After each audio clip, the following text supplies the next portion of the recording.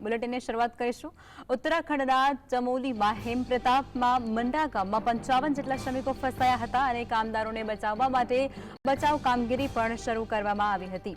સતત ત્રીજા દિવસથી પણ 5 શ્રમિકોને બચાવવા માટે અભિયાન ચાલી રહ્યું છે।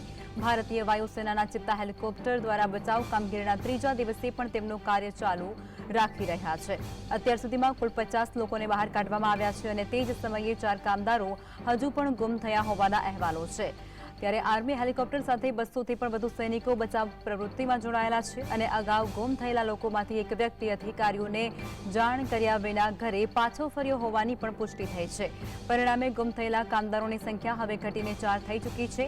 ભારતીય સેના સાથે આઈટીબીપીના જવાનો પણ સતત કામગીરીમાં જોડાયેલા છે। આ સાથે જ આજે સ્વચ્છ હવામાનને કારણે ઝુંબેશની ગતિવિધિ પણ વધાવી અને આક્ષેપ કરવામાં આવી રહ્યા છે। ત્યારે બધા જ કામદારોના કન્ટેનર મળી આવ્યા છે, પરંતુ તેમાં કોઈ પણ નથી મળી આવ્યો। 4 ગુમ થયેલા કામદારોને શોધવા માટે દિલ્હીથી ગ્રાઉન્ડ પેનિટ્રેશન રડાર મંગાવવામાં આવ્યું છે અને હવે તે માના ગામ સુધી પહોંચી ગયું છે।